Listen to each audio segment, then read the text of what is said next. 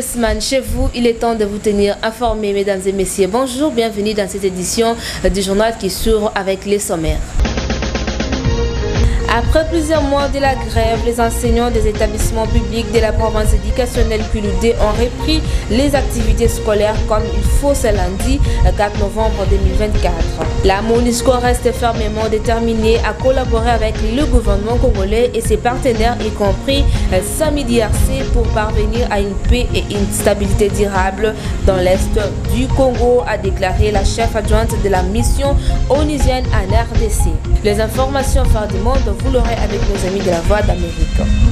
Voilà tout pour ce sommaire. À présent, les détails.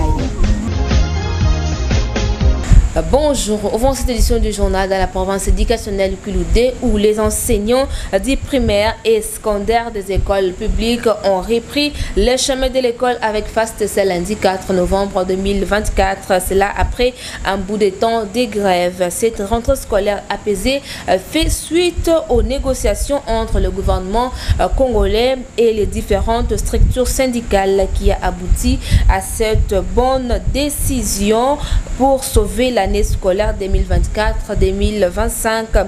On fait les points avec Madame Molo Georgette, sous-préfète de Kikwit 1. Bon, je dis que la rentrée est effective et après avoir recevoir la délégation de Kinshasa, le DIRCAP du ministre, l'IG et le DINACOPE, leur présence ici a fait que la rentrée ait lieu aujourd'hui. Donc les syndicalistes ont compris qu'ils devraient reprendre le chemin de l'école avec tous les enseignants parce que les dispositions sont déjà prises.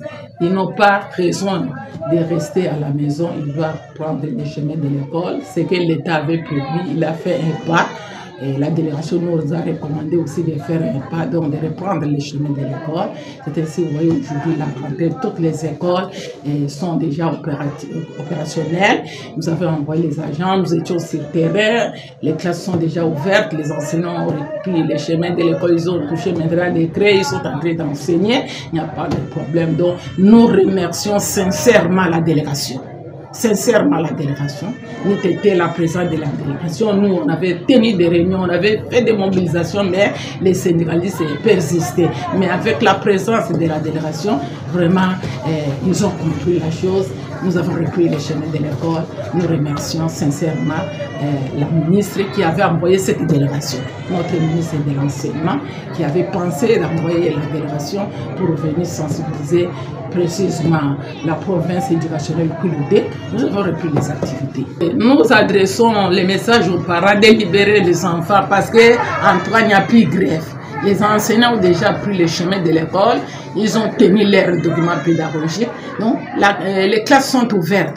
S'il y a des parents qui bloquent encore les enfants à la maison, ils sont en train de nuire à ces enfants-là parce qu'ils sont d'abord en retard de 2 mois.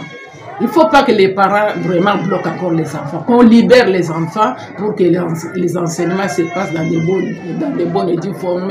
On ne sait pas comment on va se rattraper, mais dans un premier temps, la reprise des activités, les portes sont ouvertes. On a accepté qu'il faut qu'il y ait reprise. Les enseignants ont accepté l'engagement qu'ils ont eu. Ils ont fait confiance à l'État, au gouvernement. Et ils ont commencé à faire pourquoi les parents doivent bloquer les enfants.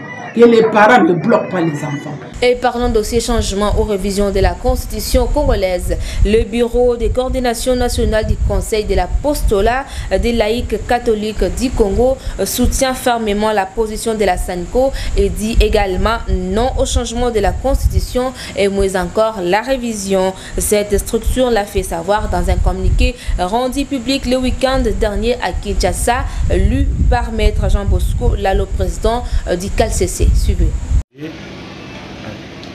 Communiqué de presse.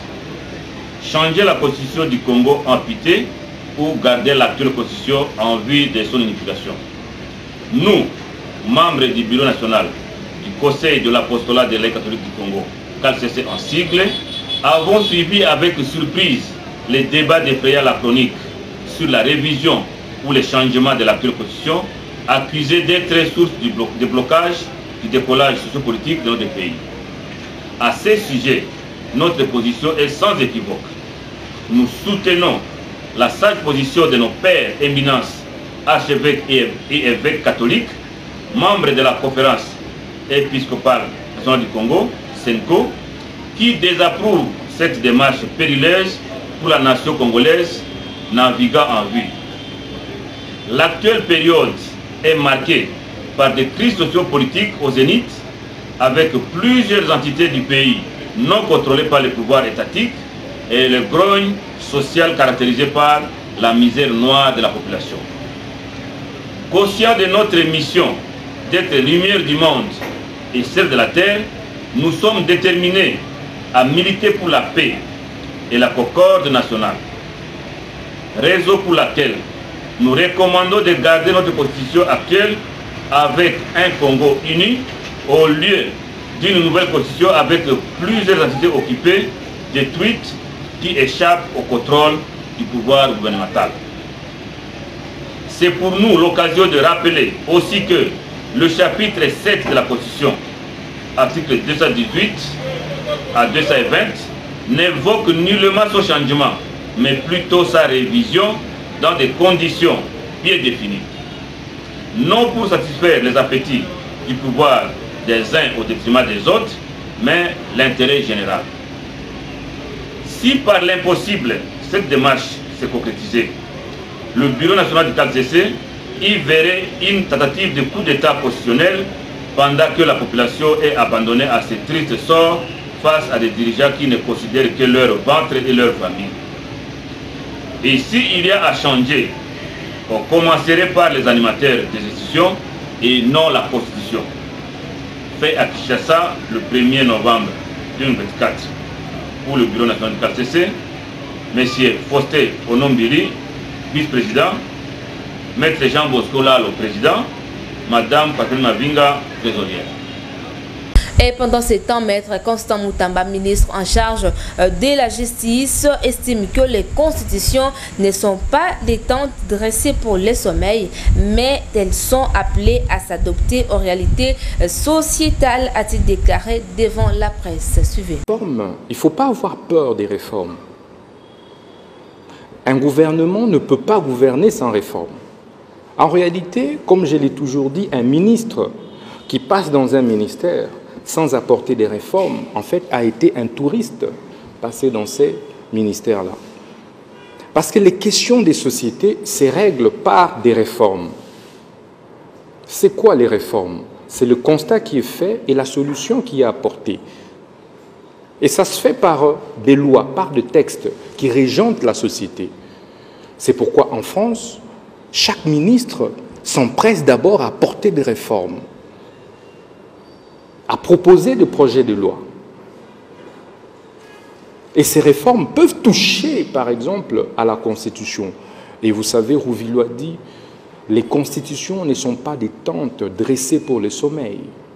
Elles sont appelées à s'adapter aux réalités sociétales. Tout comme les lois. Les lois peuvent être faites et défaites selon le contexte.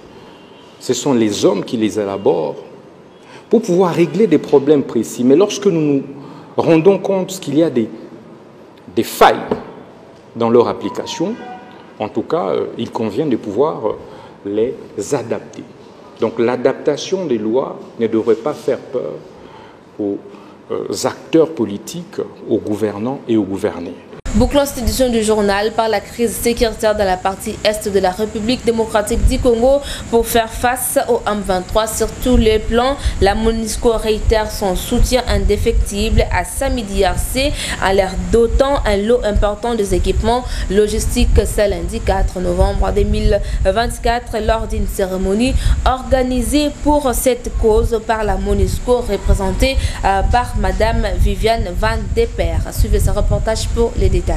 Madame Viviane Van Deper, chef adjointe de la mission onusienne en charge des protections et des opérations, a remis ce lundi 4 novembre 2024 un lot important des équipements logistiques à Samidi RC. Ceci est pour renforcer la capacité de cette force afin de lutter efficacement contre l'insécurité dans la partie est de la République démocratique du Congo causée par le Rwanda sous le label des M23. Je suis très contente d'être venue encore une fois à la siège SAMIDRC à Goma. Aujourd'hui, je suis venue pour formaliser, en compagnie du commandant adjoint de la force SAMIDRC, une donation logistique de 30 containers et une voiture blindée de la part de la MONUSCO, conformément à la résolution du Conseil de sécurité qui a demandé à la MONUSCO d'appuyer SAMIDRC dans la mesure du possible avec nos moyens logistiques disponibles et dans la limite de notre mandat. Par ailleurs, nous lançons aujourd'hui la première série de formations aux officiers de SAMIDRC sur les questions de droits de l'homme, de droit international humanitaire, de protection de l'enfant, protection des civils, de conduite et discipline et autres. La MONUSCO va continuer à appuyer SAMIDRC car nous travaillons tous pour la pacification de l'Est de la République démocratique du Congo. Je vous remercie. Place à présent aux informations phares du monde avec nos amis de la Voix d'Amérique. Au Botswana, le principal parti d'opposition a remporté la majorité absolue aux élections législatives, marquant une déroute historique du parti au pouvoir après 58 ans de règne. L'UDC va élire à la présidence son candidat Douma Boko. Le président sortant, Mogwetsi Masisi, a reconnu sa défaite. Au Kenya, le nouveau vice-président Abraham Kithure Kindiki, qui était ministre de l'Intérieur depuis 2 ans, a prêté serment ce vendredi. Le précédent vice-président, Rigathi Gachagua, a été destitué. À Maurice, le gouvernement a ordonné de suspendre l'accès aux réseaux sociaux jusqu'à la fin des élections législatives le 11 novembre, sur fond de fuite d'écoute téléphonique. Au Mali, le responsable d'un syndicat des surveillants de prison a été inculpé mercredi pour atteinte au crédit et à la sûreté de l'État et incarcéré. Le commandant Daouda Konaté était porté disparu depuis 1 semaine. Avant de nous séparer complètement, prenez les rappels des principaux titres. Après plusieurs mois de la grève, les enseignants des établissements publics de la province éducationnelle Kuludé ont repris les activités scolaires comme il faut ce lundi 4 novembre 2024. La MONUSCO reste fermement déterminée à collaborer avec le gouvernement congolais et ses partenaires, y compris SAMIDRC, pour parvenir à une paix et une stabilité durable dans l'est du Congo, a déclaré la chef adjointe de la mission onusienne en RDC. Vous avez les informations phares du monde avec nos amis de la VOA.